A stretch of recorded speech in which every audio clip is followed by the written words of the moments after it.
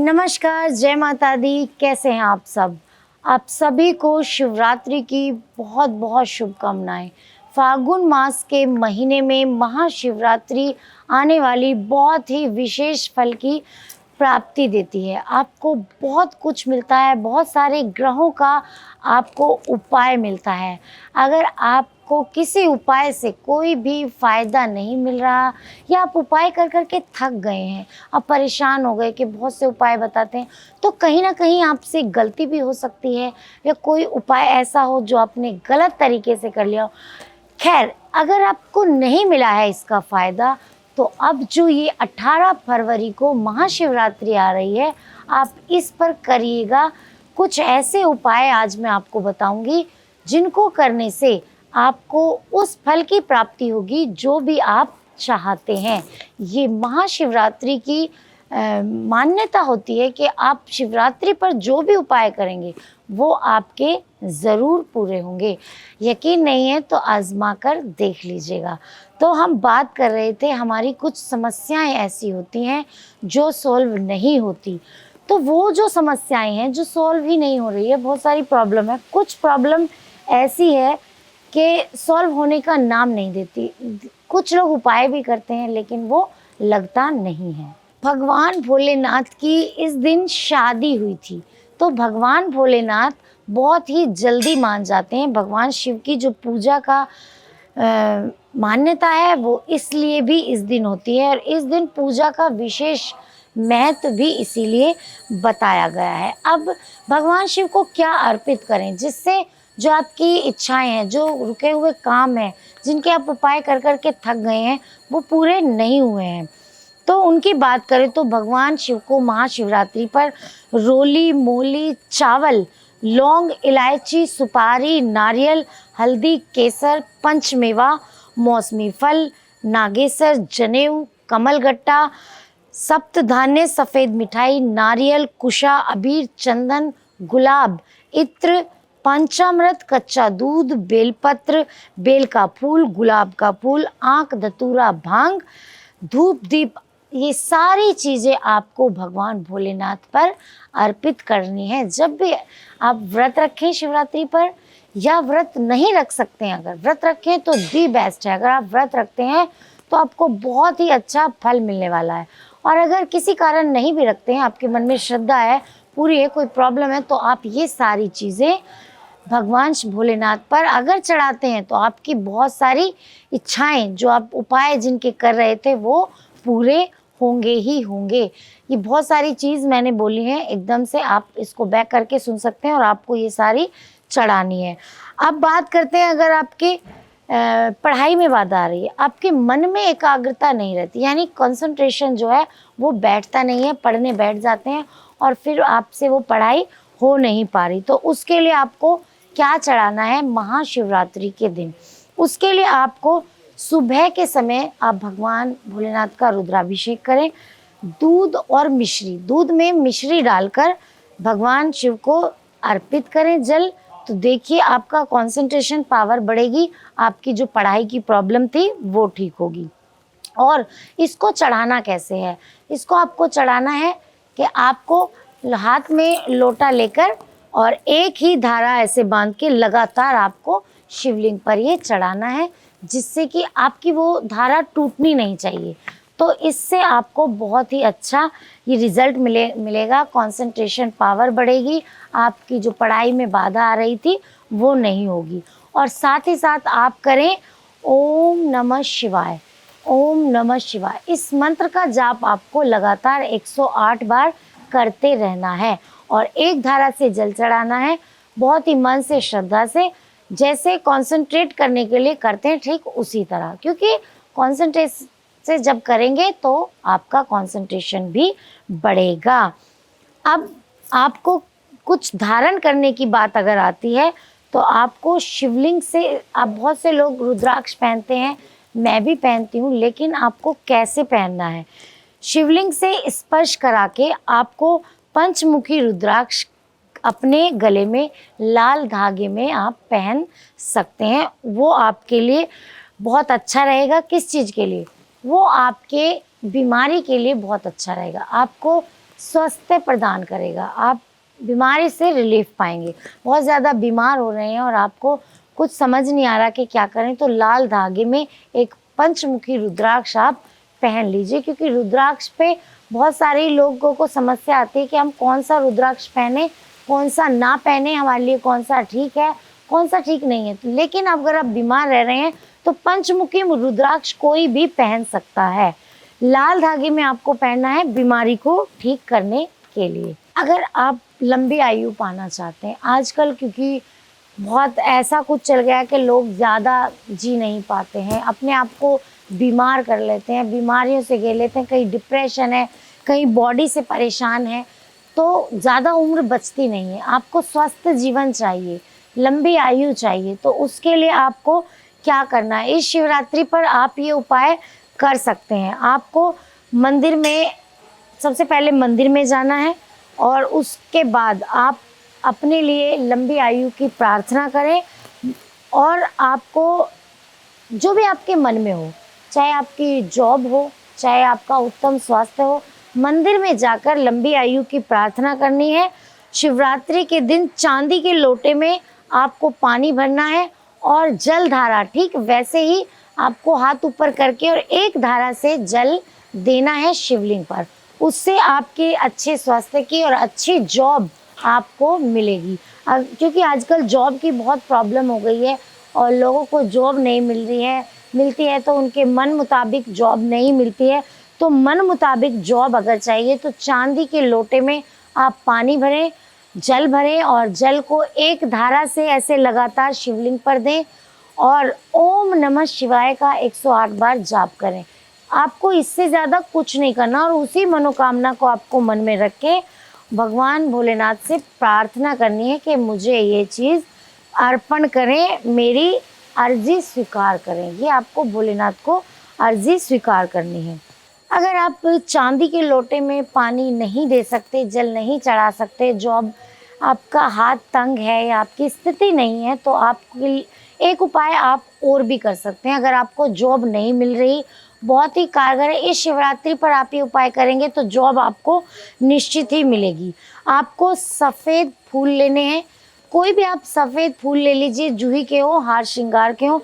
सफ़ेद फूल भगवान भोलेनाथ को अर्पण करते हुए आपको क्या बोलना है, आपको बोलना है ओम नमः शिवाय, ओम नमः शिवाय 108 बार जाप करना है और वो भोलेनाथ पर चढ़ा देना है।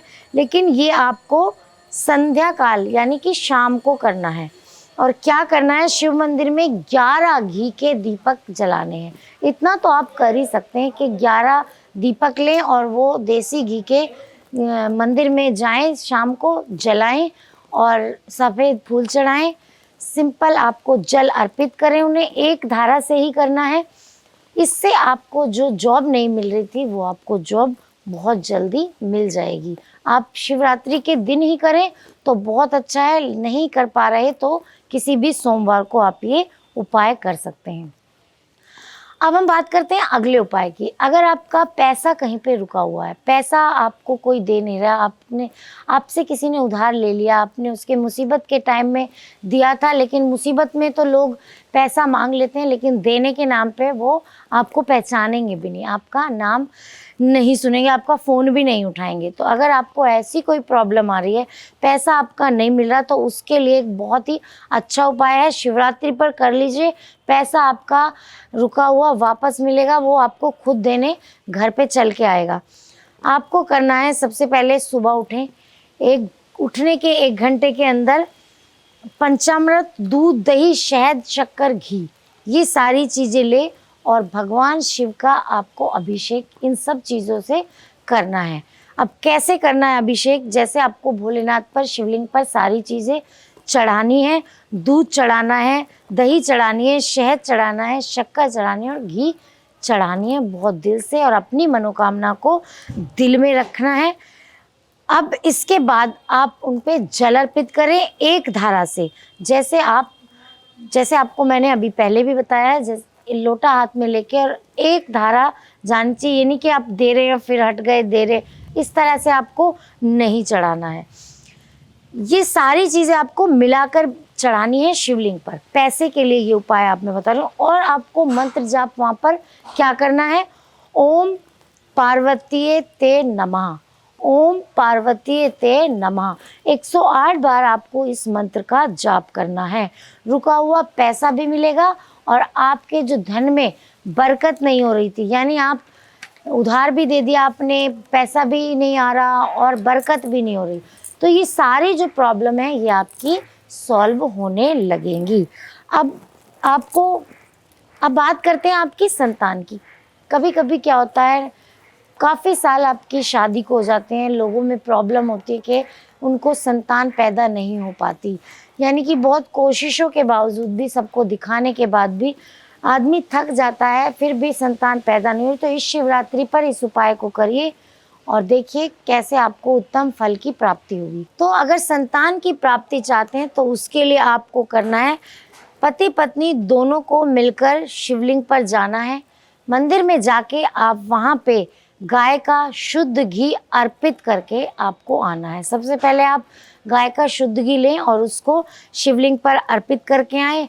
फिर जल की एक धारा के साथ उनको जलाभिषेक करें और एक साथ करना है, दोनों को, पति पत्नी को एक साथ करना है।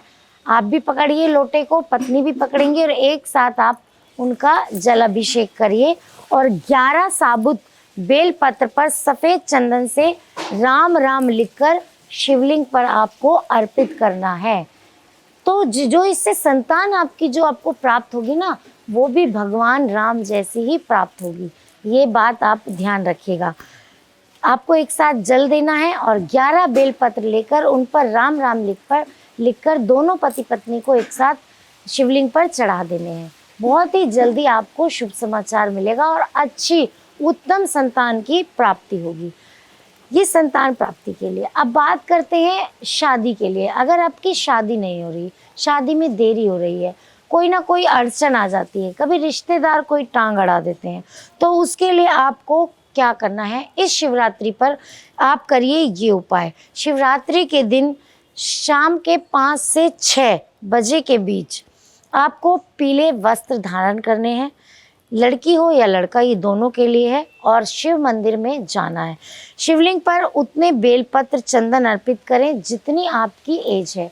अगर आप 30 साल के हैं तो 30 बेलपत्र 30 चंदन आप उनको अर्पित करें और एक एक करके बेलपत्र पर ओम नमः शिवाय कहते हुए शिवलिंग पर उल्टा अर्पित करें। जैसे आपने लिखा ओम नमः शिवाय और लिखने के बाद आप उन पे उल्टा अर्पित करें, जिधर से लिखा है उधर से ही आपको शिवलिंग पर चढ़ा देना है। और वहीं पर गूगल की धूप जलाकर आप शिवलिंग को दिखाएं। बहुत ही जल्दी आपकी शादी हो जाएगी, आपको अच्छा लड़का मिल जाएगा या आपको अच्छी लड़की मिल जाएगी। इस उपाय को शिवरात्रि पर ज़रूर करिएगा।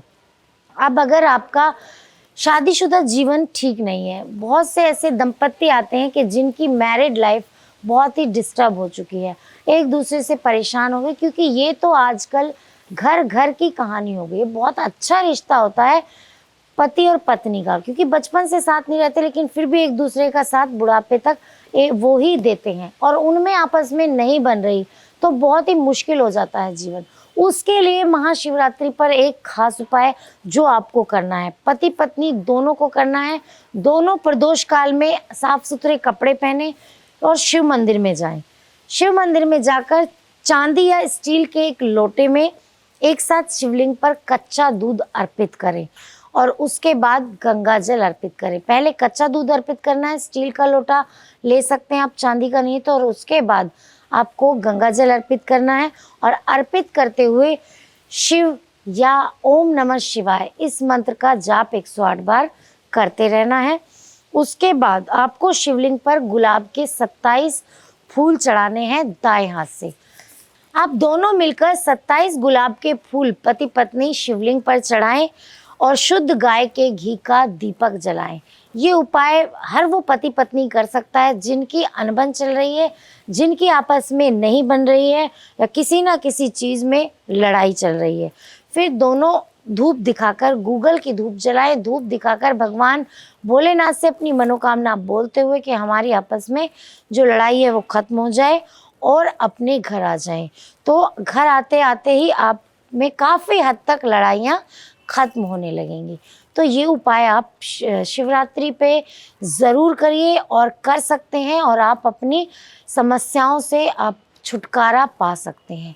क्योंकि शिवरात्रि एक ऐसा पर्व है, एक ऐसा त्योहार है भोलेनाथ का, और ख़ास तौर पर फाल्गुन मास में आने वाली ये महाशिवरात्रि, जिस पर आप अगर ये उपाय करते हैं तो शायद आपने आम दिनों में जो करे होंगे उनसे आपको इतना फ़ायदा नहीं मिला, तो आप इस शिवरात्रि पर ये उपाय ज़रूर करिए। वैसे तो आपको हर उपाय से फ़ायदा मिलता ही है, क्योंकि अगर मानेंगे, क्योंकि देखिए मानने की बात है, अगर आप नहीं मानेंगे, दिल में है कुछ और आप उपाय करे जा रहे हैं, तो आपका उपाय वो नहीं लगने वाला। मन में श्रद्धा रख के चलेंगे तो सारे काम होंगे। इस शिवरात्रि पर करिए ये कुछ खास उपाय, जिससे आपको बहुत ही राहत मिलेगी, बहुत अच्छा फील होगा, और आप अगले साल तक आपको कोई प्रॉब्लम नहीं आने वाली। तो अब आज तक के लिए इतना ही, अब तक के लिए नमस्कार।